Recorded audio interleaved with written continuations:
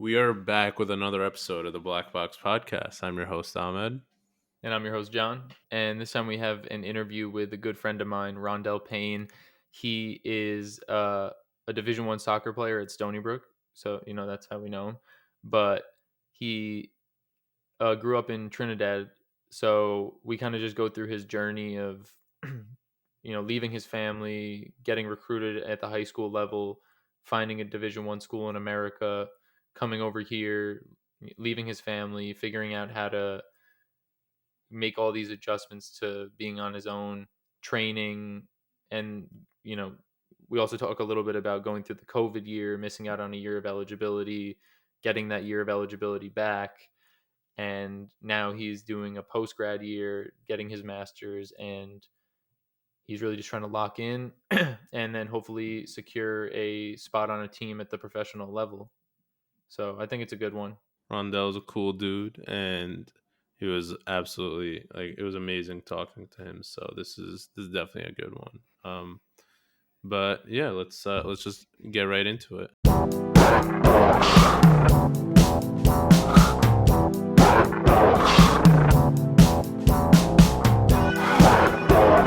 Alrighty.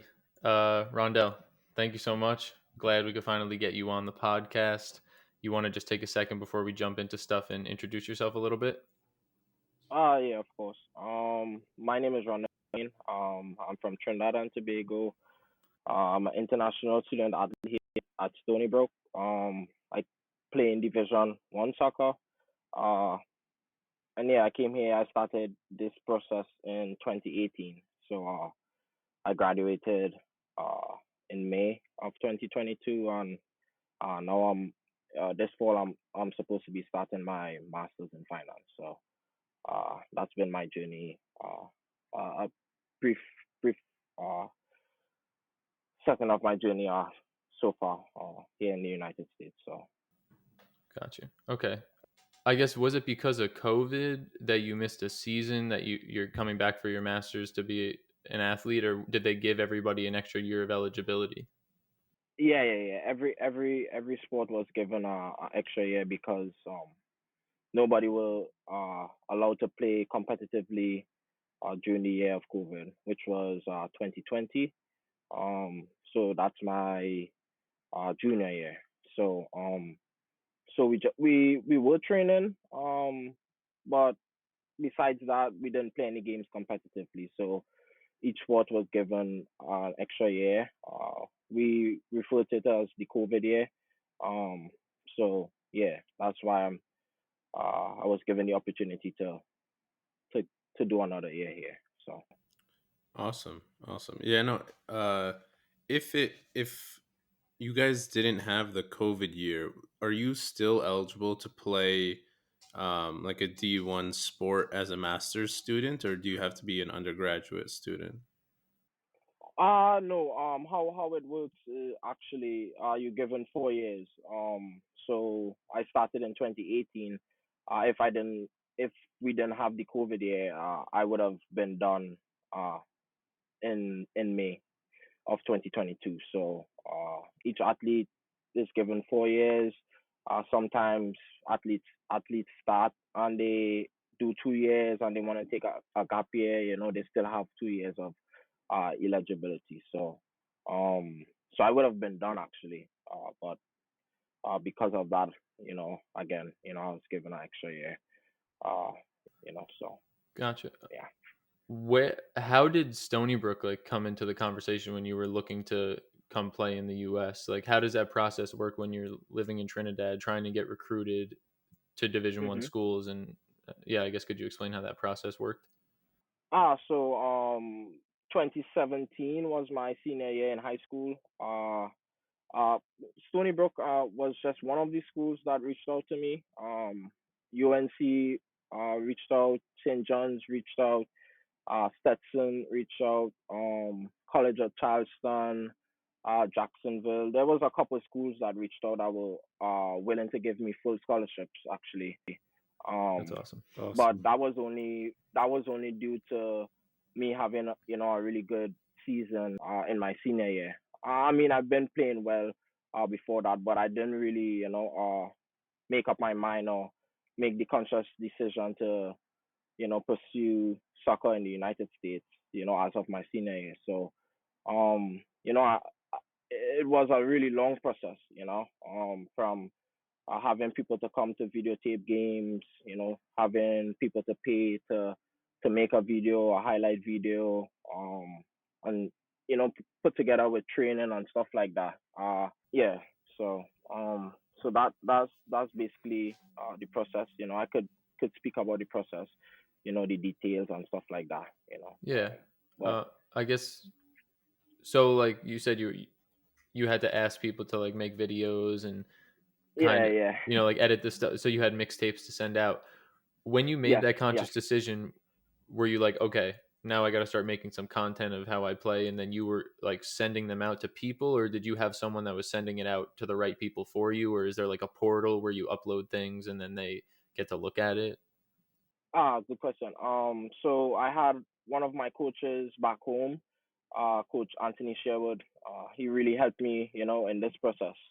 So he is one of the coaches that I was working with, doing workouts with, individually before I came up here. He helped. He have a lot of.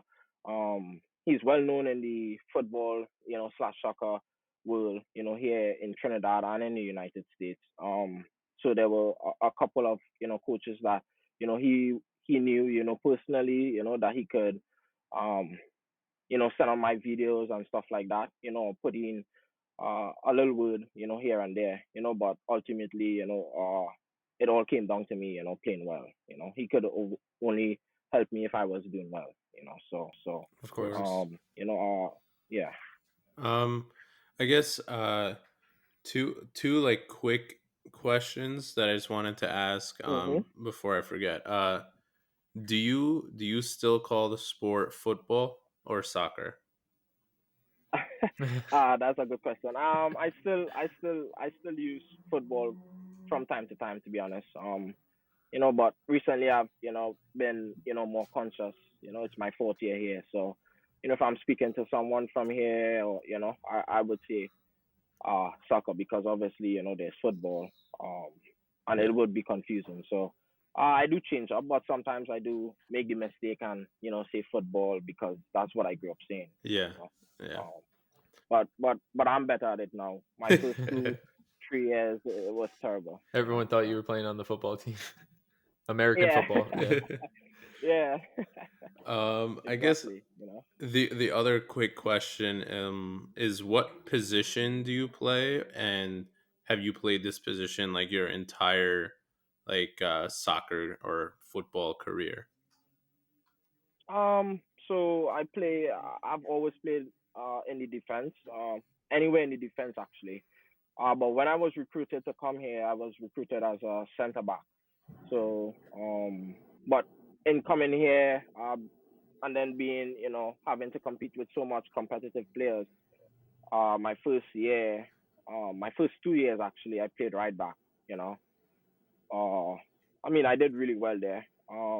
But if you ask me which one I prefer, I would say center back. I like defending, so being a center back, you defend a lot. You also kind of As a right command. back, You kind of command the yeah, defense. yeah, Yeah. yeah. Yeah, yeah, because you see everything in the middle, But right back, I do love, and I would play, anytime, I'm not, like pick and choose, but if you ask me, like, I like attacking, and that's what, right backs nowadays, you have to have, that attacking mindset. I'm not really well at attacking, so that's why I think I prefer center back, as opposed to playing right back. But last 2 years I've been playing center back. I've been doing well there. So I hope I could transition and continue doing well in that position. I think I told you already, but back when I played in high school, obviously not to the Division Mhm. 1 level. That's like that. I feel like when you get to high level, like travel or like club sport, and then Division 1 soccer, that's when soccer starts to really become an art. When you're like moving the ball around really Yes. well. In Yeah. my high school league, Yeah. it was still more of like people just running the ball up, tackling each other, and coming back down Mhm. kind of thing. But Yeah. when I played, I was left Mhm. back. That was the moral of the comment that I was trying to Mhm. make. Yep. Yeah, yeah, yeah, But uh, yeah. I guess from the jump, when you made the jump from high school to Division 1, what were like the main challenges that you had to, get up to speed on so you felt like you could compete with everybody else? Or did you feel like you were competing right from the jump? No, I felt as though I was competing right from the jump, because I'm accustomed playing with. I have older brothers, accustomed playing with people much older than me. It's always been that way, because I think I'm not too familiar with how your I think ninth grade is comparison to like Form 2 back home, and at maybe ninth grade or 10th grade, I'm not sure. But at that age, I was already playing with my high school senior team. Oh, So okay.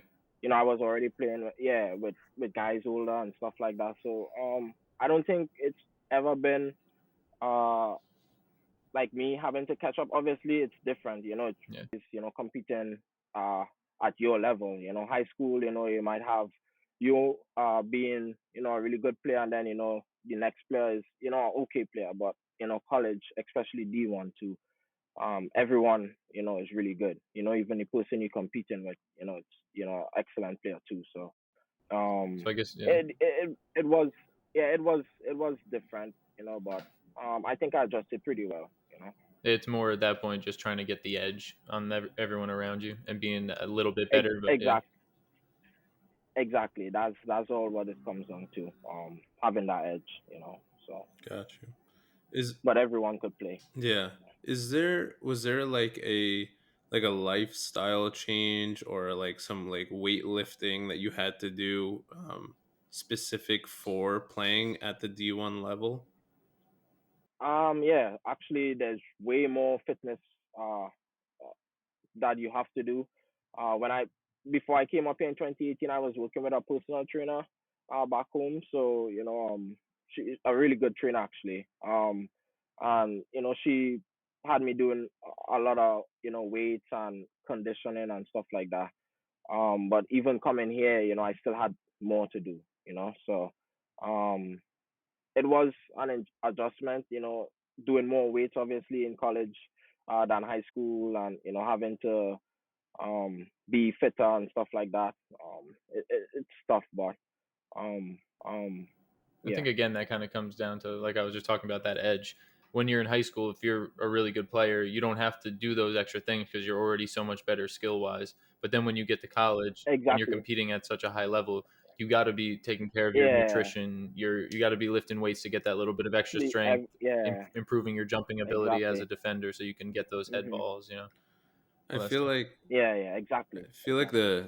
I don't know, maybe I don't know necessarily if this is true. Maybe Rondell, you could comment on this. Are Mhm. the center backs of the team maybe alongside like the goalkeepers? They're usually like the biggest and or strongest people on the team, right? Yes, yeah, yeah, yeah. Actually, yeah, you're right. And if I want to go pro at that position, that's one of the I wouldn't say disadvantages, but something that I have to deal with, because coaches like tall center backs, eh, because uh for corners and stuff like that, you want tall people inside there who could head the ball away from the goal and stuff like that, so they are actually usually the tallest and the strongest on the team, so Yeah, usually the I had what were you gonna say? no, I said I had actually it had one coach last season, I was playing center back, and he was saying um how I play uh like I'm this height, but I play, like somebody who's, really tall, Because your jumping or really ability. big, Yeah, and I'm really I'm a really physical player, so I guess that's why, I could, um I could kind of make up with, not being Definitely. as big or as tall, at that I was position. gonna say, when I So came to watch a game, I went to a Stony Brook soccer game. What, maybe like a year ago, yeah, that like was like in yeah, fall yeah, 2021. last season, yeah. And I mean, Hmm. you held your own plenty well, and I feel like you're really athletic, and that's probably what gives you that ability to, like, Yeah, it yeah. makes up for, like you said, the maybe the lack of height. Yeah, yeah, exactly. And that was super fun So to watch. um, Stony Brook soccer yeah, is like yeah. playing at a really high level, which I thought was impressive. Uh, Mhm. I guess kind of a different aspect outside of the soccer a little bit, because how far is it on a plane, or how far does it take you to get back home to your family? Like, Um, so the flight back to Trinidad from JFK is approximately like 5 hours. okay, it's not too So bad, but you still um, got to take a yeah, flight it's and not bad. finances and everything. I was gonna Yeah. say my real question is, like how did you adjust to that? Because how many times had you been away from family prior to college? Like I played on my national under 20 team, and we were away for like a month and a And that's half. really it, right? But that's honestly the longest I've stayed away from my family. And then coming with COVID, and then back home they had a travel restriction, so um flights were not going in and stuff like that. So I didn't see my family for 2 years. So Exactly. How'd you deal with yeah, that? Like that you was know. probably an adjustment in its own. Because there have been times in my life where I've gone through like trials and tribulations and tough challenges, Mhm. but I've only ever been Mhm. more than a few hours away from my family for an extended Two period of was time. away. So if Yeah. I ever needed them, they've came to Mhm. me or I've went to them. I guess it's harder Yeah. when you're like far away from your family and maybe feel alone in some aspects. Like how did you get through that? Well, I mean, my girlfriend, Susanna, and then her family, my family too, right now, so, uh, they help, they help a lot, they always, willing to, help out where they can and stuff like that. And then I have one of my best friends on the team. He's also from Trinidad. His family, been really supportive here. Also, I have my uncle in Texas that I spent the whole summer by last summer.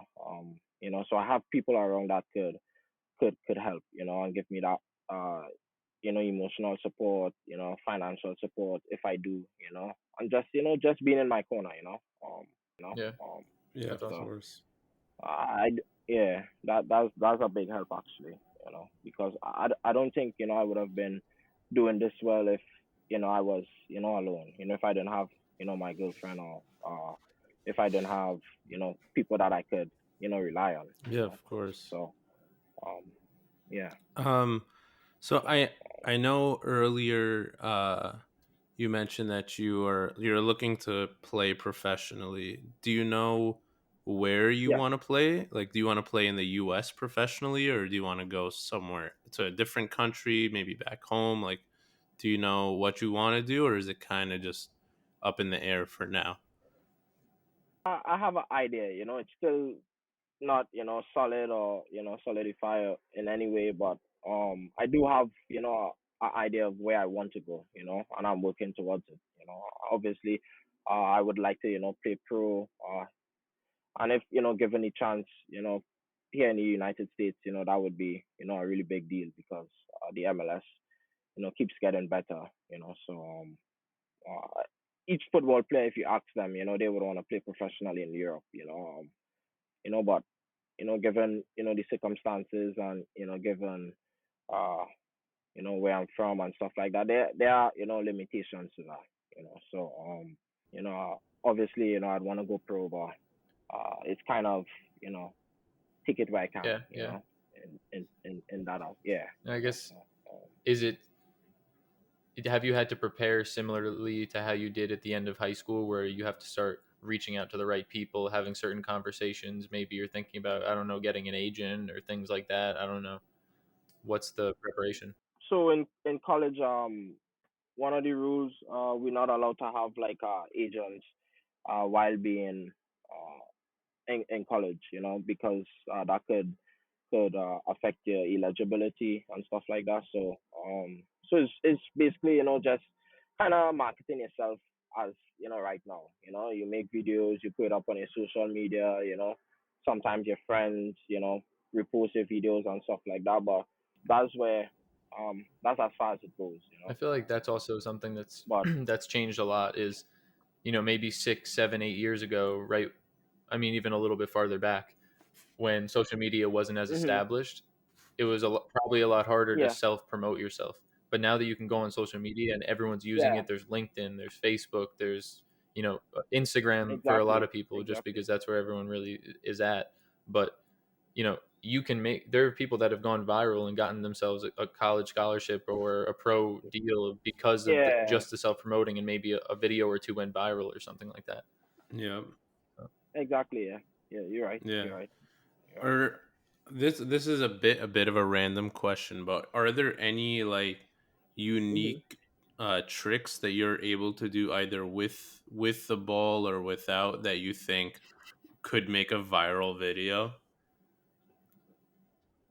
No. I'll be honest. No, I wouldn't say there's anything that I could do that would. I mean, obviously, if I do have a really good game, um and I somehow make a video and post that game, overall, I could. But not really of a I'm not really a skillful player, in terms of that's not what I've been known to do. So uh, I stick to where I'm good at. Yeah. If if I do want to make a video like that, I would, have to make, maybe a highlight video or something like that. But there's and then too, like, people, like, coaches don't really, wouldn't, they would make note it or maybe notice it, but they wouldn't give a contract to someone who's, just, posting trick Doing like a content like rainbow that. or something like that. Yeah, yeah, yeah. I mean, they would, think you're a skillful player, but you have to back that up in Yeah.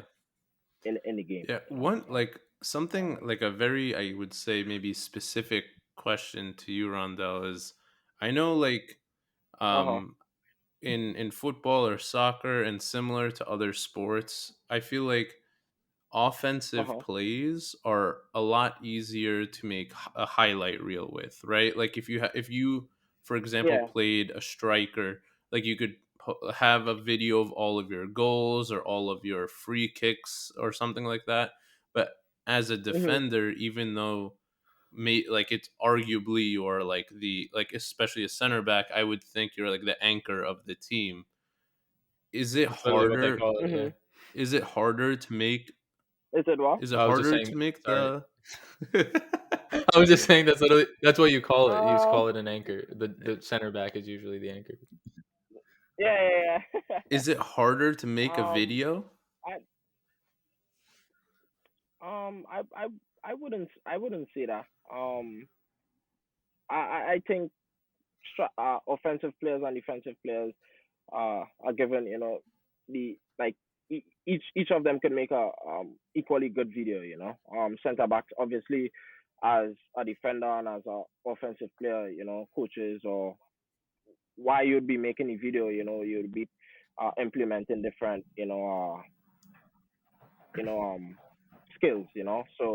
Uh so as a defender, if I'm making a video, I would want to highlight, me winning headers, making good passes out the back, my team are doing well, in terms of having clean sheets, Yeah. stuff like that. Me just being defensively good, overall, But as a offensive player, I think it's really hard too, because for them to be classified as, having a good season, they have to have a certain amount of assists or goals. As a striker, you can't say you had a really good season with one goal. I, So I think that also. I think it's I think yeah. it's also like the thing that Ahmed was saying. It's a difference between Hmm. like a video for entertainment and a video for someone to realize your skills. It might be more Yeah, yeah, entertaining to yeah. watch someone like do some moves, like deke the Oh defender out and yeah, then score a goal in exactly, the top corner. But to a coach or a exactly. recruiter, there's a specific set of Hmm. things and skills that they already know what they're looking for. And also half of them have to do with like your Yeah, body language, your attitude to your teammates, like all that stuff that people don't really think that's about. So, you know, a recruiter knows what a good exactly. defender is going You to know, be, or usually like a template of what a good defender is going to be. So they're going to look for that. But yeah, I hmm guess it's not as highlight yeah, worthy as maybe a midfielder or attacker. But exactly, yeah. Yeah. exactly. Yeah, because when I was when the UNC were interested in me, they wanted to see a highlight video also, but the coach Sherwood who was helping me out, he had to make he had to videotape a whole game, and send for them, so they wanted to see the game from start to finish, no highlights, anything, just the game, so obviously they wanted maybe to, look at body language, as you say, and, how I'm, communicating with my teammates and, so much in, to the game, that, that recruiters and, professional coaches Right. look for, just not just on the I field feel like too, that's also, Um, you know, like obviously the highlights and the good plays are good, but those only come like, a handful of times in mhm. every game. The rest of the stuff, the filler stuff Yeah, exactly. is, how you're communicating with your Yeah, teammates. You being a high school captain or whatever, are yeah, you commanding your team and having them do yeah, what you want them to do, especially from the back of the field? That kind of stuff, right? Yeah. exactly. Yeah. Yeah, and I know you touched on like some like analytics earlier. Do you know just how hmm thorough like the college analytics are for soccer? It's it's it's a lot. It's like my first season, actually all my seasons that we played competitive games. We have to wear GPS monitors to train, to see how much, um, we run this training, how much, of a load they could put on us this week, how certain players, are doing fitness wise, just keeping track on everything, not just to see, That's insane. that we're working hard, but also to help in recovery. We get match counts. We do match counts every game, on the opposing team, which players are, strong. The coaches, they do a really good job in terms of, like detailing every single thing. So you're going into the game, who kicks with this foot, it's everything, So Yeah. I feel it's yeah. not like high school or travel where you're Mm. like, "Ooh, I wonder who the best player No, is." Like yeah, sometimes you won't know when you pull up, you're like, "Oh, I don't know exactly. who's going to be the best player. Who do I have to watch out for?" When Yeah, you pull up to a yeah, you know. yeah, yeah, You his know his name, birthday, you know his everything, mom's name. Yeah. That's You that's know kind of all like that, the episode that we did with we did And one back with he's an assistant coach for Division 3 basketball, and he was kind of touching just on what he did at the uh-huh. Division 3 level, but he also kind of shed some light on the fact that in Division hmm 1 they go crazy. They have every metric. They record everything to a Yeah, T. But every single thing. again, that's the Yeah, edge too. everything. That's another part of the edge. Yeah. Exactly. Because it Exactly. And I mean it for players too, like it's good to uh to know, you feel if you're going into something and you're feeling really A prepared, little more you're gonna, confident, yeah. be confident, so of course. yeah, So so I'm guessing you guys watch a lot of film as a team and just yes, yeah, we do film as a team, and we do film individual, like, so defenders, attackers, yeah. we do, the coaches do a really good job with that, and then like going back at games to see mistakes and stuff like that, why we let this goal happen, like it's everything, so um that's one difference from high school, it's high school, you just go, you train hard, but you just go and you play, college is, a whole, well, university is a whole different Yeah, yeah, level, for sure. so Okay, I know I've been asking a lot about like very specific things, but uh-huh. during the active season, right? How does it work with practice and games and your class and your coursework, right? Because you're still a student at the same time. hmm Yeah, student first, yeah, yeah.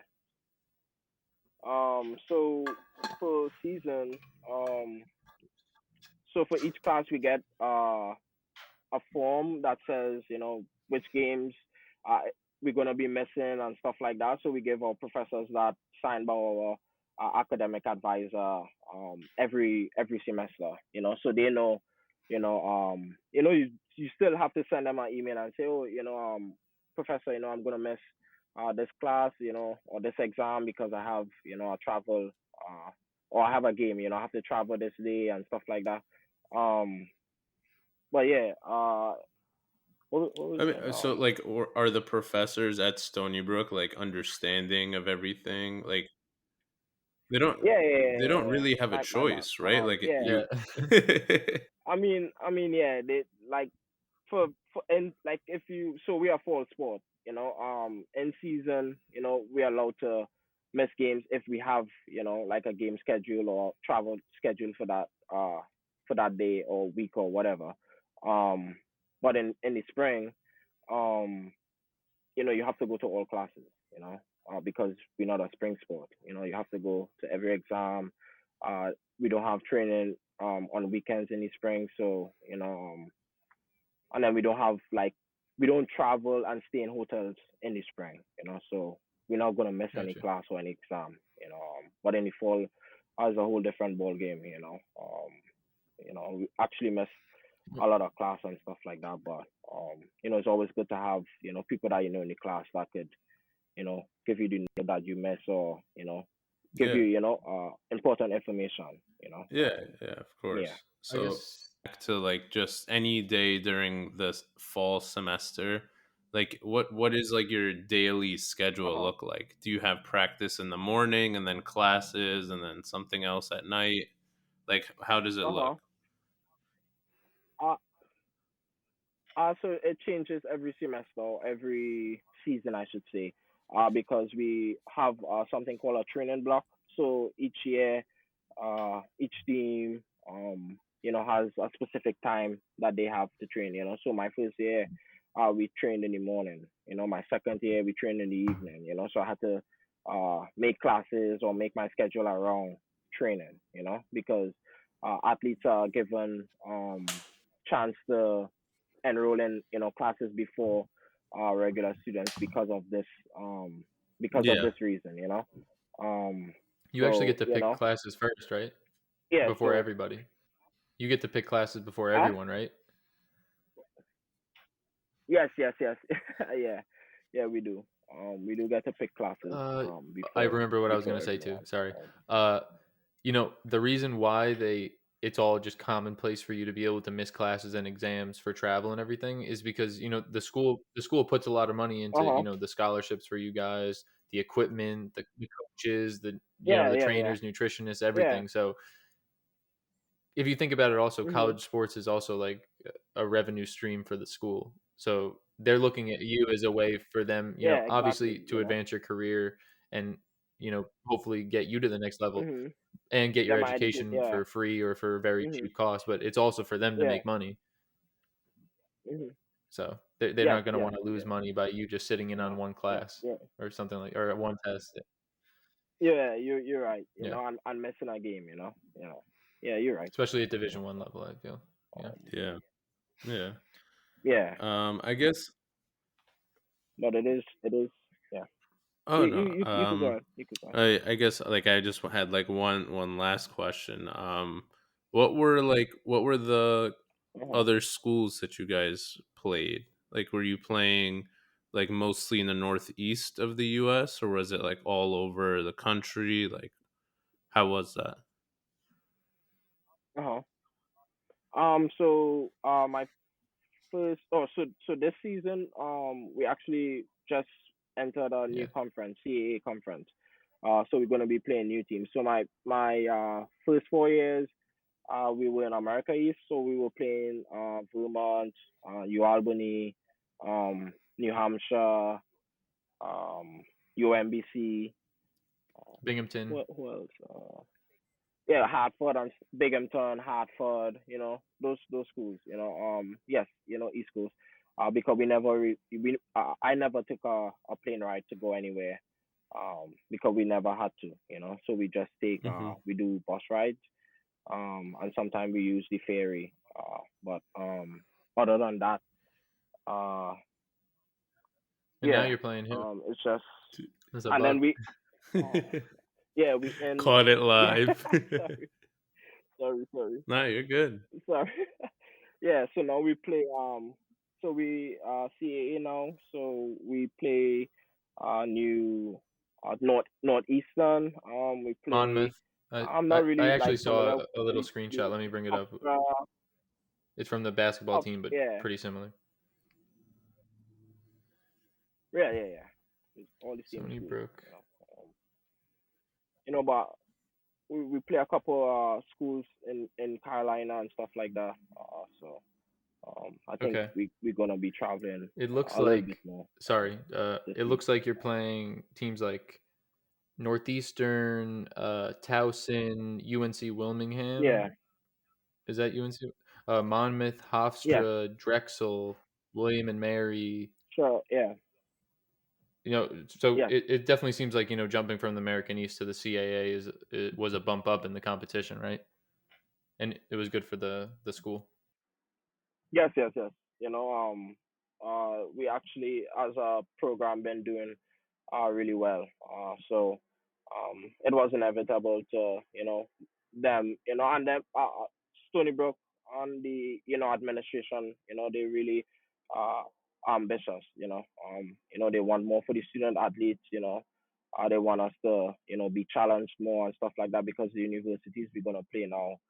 Um, the universities in America East were, really good, but um, CA, have, you know, really good universities in terms of, their athletic programs and stuff like that. So, um, and then the soccer, the soccer part of the CAA, is a better conference too, So, it's much tougher and stuff like that. So, Yeah, I'm Awesome. really congrats. Yeah, excited. it's a I'm really big excited deal when a to see school what's changes gonna go on. conferences, Yeah, especially to a bigger one, or not bigger, yeah, but technically stronger. yeah, So, exactly. Ahmed, if you Yeah, didn't have yeah. any other questions, I got one more, and Yeah. then we could wrap it up. Rondell, what's Mm-hmm. one piece of advice that you could Uh-huh. leave the audience with? Maybe it has to do with like how you got here, your work ethic, anything you think is important for people to know that want to be able to like achieve a goal that you have so far.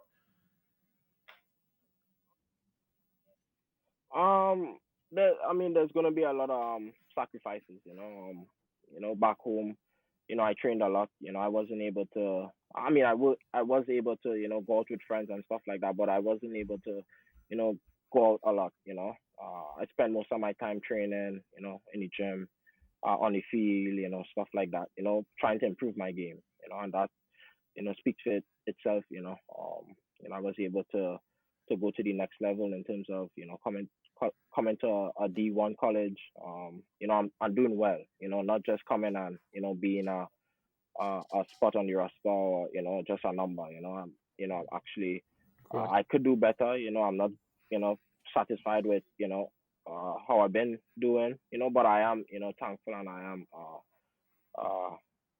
like, I'm happy, with where I've, come, as a individual too, a lot of growth, being Yeah, away I think from that's your family, I was able to, I was kind of forced, to mature and stuff like that, I still don't have the cooking part down, but, well, I'm learning. well, yeah, having to move I'm away learning, I'm is learning. definitely a challenge, and you got to learn a lot of things out of nowhere. Yeah. That was exactly, that was one of the toughest things, because being from Trinidad, I'm accustomed to, different foods and stuff like that, but I'm doing well, I have a good chef, and my girlfriend, who's she, and then her family, they love food too, Awesome. so That's awesome. No, that's and been good. I mean, Yeah. I guess you could say that you're happy, but you're not satisfied, and I think that's a good place to be. Yes. So I'm happy, but I know I could do better, and hopefully this season I could, show both, in the classroom and on the field, because I was grown. My mom, my parents, grew me up, with that level of stability. I have to be equally as good in football, in the classroom too. That's really good. Yeah. But it's tough, but I Yeah, do my that's all best, you can do. and I You do just well. got to try your best every day, and obviously you've been doing that. If you've gotten as far as you have. So I think, and I'll definitely be looking forward Mhm. to hearing about your games. Hopefully, I can make it out to one too again this year. I know I'm not living back at Stony Brook, but I do want to come catch Yeah, you. yeah, yeah. Now, And yeah, yeah, man, yeah. I'm happy for you. Mhm. I Yeah. wish you the best of luck with everything. And obviously, we're gonna stay Yeah, in yeah. touch. We're gonna see each other more. But Thank you. just for the Mhm. podcast, like Yeah, yeah, yeah. happy for you. And Mhm. Yeah, I really, yeah, I like what you're all doing here too. Thank you. I had a good time. I was kind of, I wasn't obviously when you asked me, it's you. I I would say appreciate yes that, right away. But I was a bit nervous and scared and stuff like that. But of course. And that's I had also I like, had a lot of fun. oh, sorry, you go. And hopefully, you know. I know. I'm just saying, hopefully, what I had to say, could help, someone, if it's just one person, I'd be happy with that, Thank you. but you'll have a good things Thanks going Well, very yeah, on, much. that's I like like it. when you Yeah. try anything at first, you're going to be nervous. Like the first time we sat down to record, we probably tried like 4 or 5 times because we were just nervous and like didn't know what to say. So, like Uh, how it was for you at soccer, like yeah, the first time you stepped on like a field at the next level, you probably were nervous. So that's kind of just how it goes. But once you get used to it a yeah, little bit, then you get yeah, comfortable. And now, me and exactly. Ahmed have a pretty easy time talking in front of the mic. But I mean, Yeah, if yeah, you didn't you're, really even know me, yeah, but I've talked about this on the pod a couple times and with my friends as well. Before, like this podcast, hmm it's given me so much in hmm many aspects, but one of them was the ability to, speak with people that I've never talked to before comfortably. When before, uh-huh, interviewing for jobs and internships, like I was the person that yeah, was nervous and would like stutter over my words and things like that. So hmm just just just a yeah, full yeah, circle kind of point to make. But either way, uh, this would be a good point to wrap it, I guess. Rondell, appreciate you uh-huh, coming on. yeah, Obviously, appreciate you being a great friend to me as well. Um, and I know that definitely yeah, someone in the audience will be able thank to you, take sir. something from this. Uh, Ahmed, do you want to send us hmm off? Sure. Rondell, it was a pleasure actually meeting you and getting to speak Yeah, with you. I'm really excited to see, I yeah, yeah, guess, like what you're able to do this next year and in your hope. And I'll be sure to keep an eye out yeah, for when you make it to the big leagues, or the bigger leagues. Uh, yeah, I yeah, I hopefully. have faith in you. You Yeah, you have fingers, you have the fingers you crossed. definitely have the character for it. But thank you so much for coming on the hmm podcast. And um, I guess for everyone listening, you know where to find us at Black Box Podcast. No A in the Black on Instagram and Twitter. Black Box Podcast with an A in the Black on TikTok. If you like what you're hearing and you're interested in hearing more, we have all of our episodes on whatever streaming platform you listen to, and it would go a long way if you're able to leave us a review. So I think this was awesome, and I guess we'll see you guys all next week.